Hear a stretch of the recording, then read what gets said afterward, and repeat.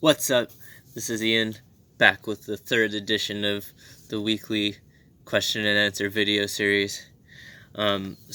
This week, I only got one question. I'm here to answer a question about weight loss. The question was particularly about spot reduction, and I don't want to just shoot down your hopes and dreams and say that doesn't exist.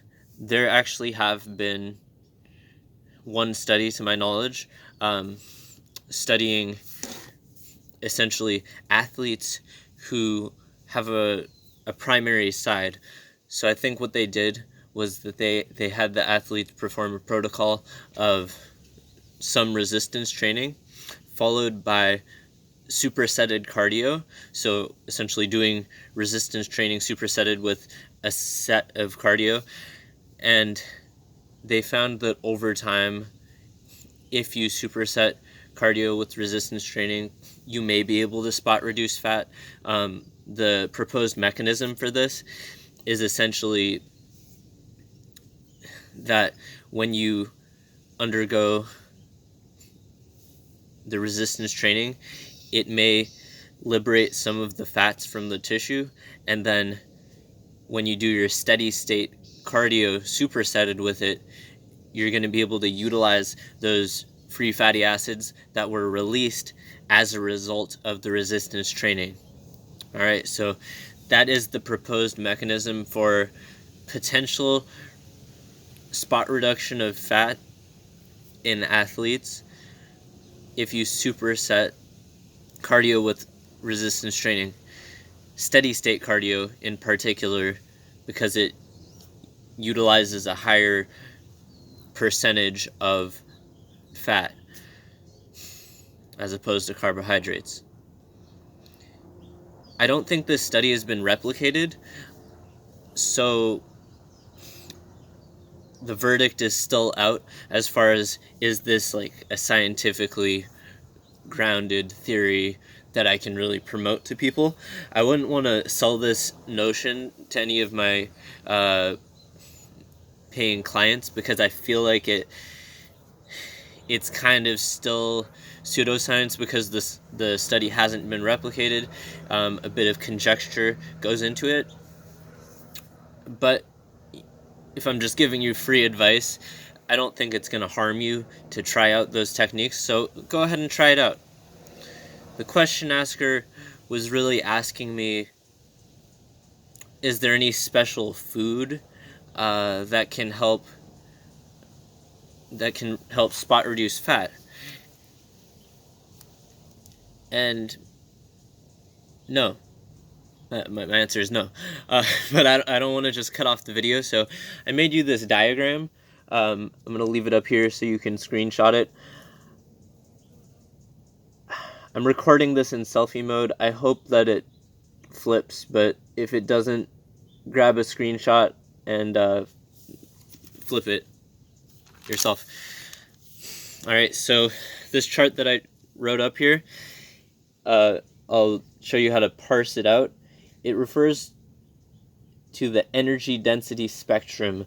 I like talking about food in terms of a spectrum, with very few foods being like an absolute no-go or a necessity. So this energy density spectrum, it ranges from lower calorie, higher volume foods, all the way from higher calorie, lower volume foods. And then you have this big gray area in between. So on the far end of this chart over here, you see the lower calorie, higher volume foods, fruits and vegetables. Those are going to be your lowest calorie, highest volume foods available that exist, really, besides water. But water doesn't have calories, so that doesn't count. And it's also not very satiating. Water can be satiating. Anyways. Yeah, so fruits and veggies, that's going to be all the way at the far end of your lower calorie, higher volume food spectrum. Moving along, we have whole grains, leaner sources of protein, kind of in that gray area, a little bit further than whole grains. And then you have like beans and legumes, things like that. Moving along more, you have processed grains. You have your things like pastas, white rices, white breads, that they've had a large amount or all of the fiber removed, which makes it a more processed grain. I'll come back to that later.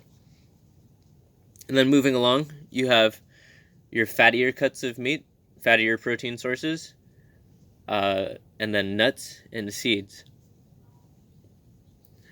The furthest end of the spectrum is going to, in terms of the highest calorie, lowest volume foods, we're going to get to your fried, greasy foods, high amounts of fat, lower percentage of the overall calories from protein or carbohydrates generally. Your sweetened foods, comfort foods, fried foods. And what I would say is actually the furthest, even further along than the fried fatty foods, the furthest along food on this energy density spectrum is drinks that have calories, or high calorie drinks that lack fiber. Potentially even with fiber, still going to be pretty high on the spectrum, but it'll shift a little bit that way if you add some fiber. But the thing is that your calorie-laden beverages have the lowest satiety rating, so they make you the least satisfied out of almost anything that you could be consuming, and you're adding calories to your diet. So I think liquid calorie-laden drinks are really what is largely fueling the obesity epidemic in countries where people have unrestricted food access, right? There's still starvation going on around the world, obviously, but in countries where people have unrestricted food access, I think the biggest turning point in human history is where we really started to have drinks with calories in them.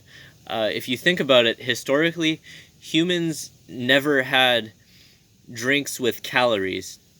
We just had water and we had food, right? So food obviously promotes more satiety than drinking liquids with calories. So anyways, I kind of bashed pretty hard on liquid calories there. If you're trying to hit a certain dietary protein target and you struggle to hit it through whole foods alone, I do recommend whey protein, different protein drinks, pea protein, if you don't process dairy well. Peas have a very high leucine content, depending how the protein is made and sourced. Not all pea proteins are created equal, but if you find a good quality pea protein out there, they do have a high leucine content, which will promote muscle protein synthesis. So, liquid calories aren't always bad. If you're trying to hit a calorie target and you can't hit that target easily through whole foods, go ahead and throw in some liquid calories. So now you might be asking me, why do fruits and vegetables and whole grains fall further to this side of the spectrum than processed grains? They're not really that much bigger. They don't take up a lot more space, and they have a similar amount of calories. So the reason is,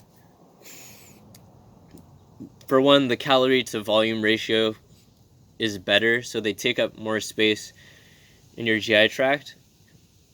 But then you might say something like beans or legumes, quinoa, brown rice, whole wheat bread. It takes up the same amount of space as its processed counterpart. But the idea is that the unprocessed variant has more fiber, and by having that higher fiber content, it'll absorb more water or moisture in your GI tract and take up more space, which promotes a greater feeling of satiation. So it's not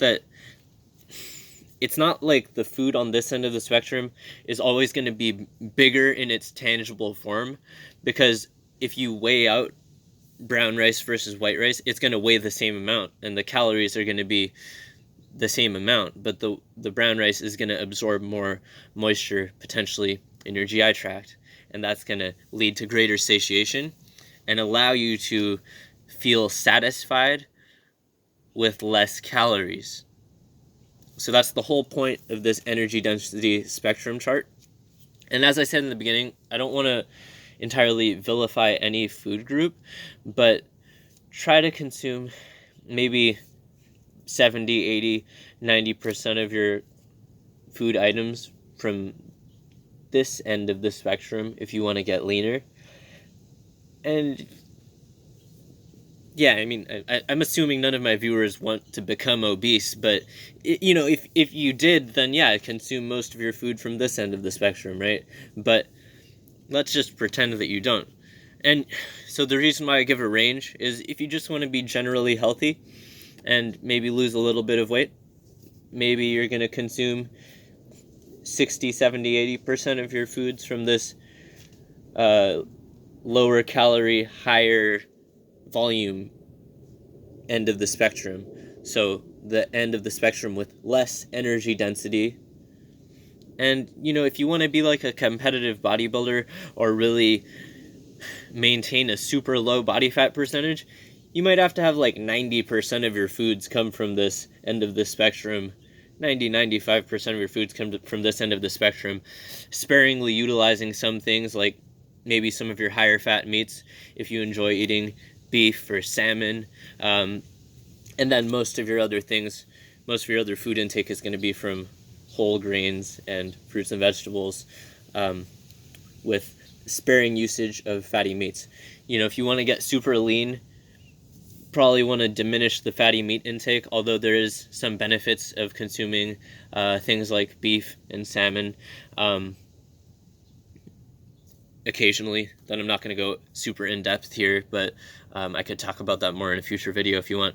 All right, so screenshot this if you want it, put it on your fridge, think about it next time you're going to eat some food, and remember, you don't have to cut out any of these.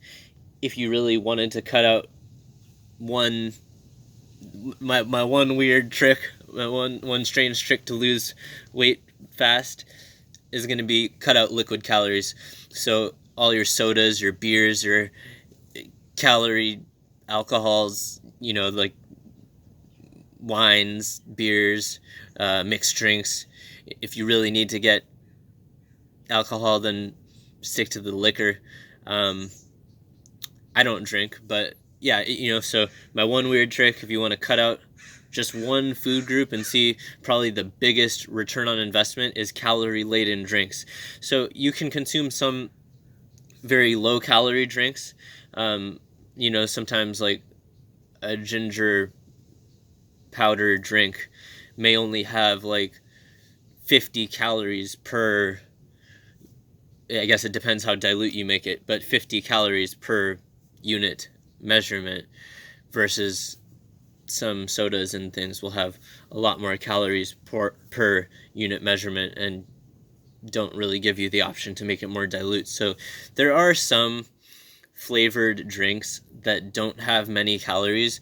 That's why I didn't want to say non-water drinks, but more like flavored drinks.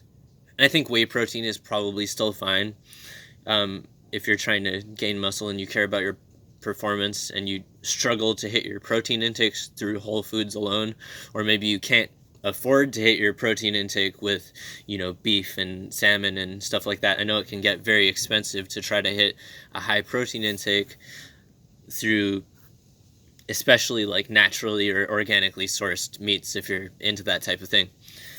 So whey protein can be a cheap alternative to supplement your protein intake, but I would never tell somebody to have all their protein come from whey. I'm not really sure what would happen if you did. You'd probably experience maybe bloating and gas, but some people can process a lot of dairy, so I'm not going to say that that's impossible. So yeah, think about this energy density spectrum next time you go to eat some food. Think about the stuff that I said. Hopefully this information was helpful to you. If you have any more questions, drop them in the comment section below. Make sure you leave a like and subscribe. Hopefully I tried to flip the video so it would display correctly, because I know usually selfies flip things. Hopefully you got this chart in the correct orientation. Drop me a question in the comment section below, like the video, subscribe, drop me some DMs on the Instagram if you don't want to publicly list your question, and I'll still answer your question next week. See you soon.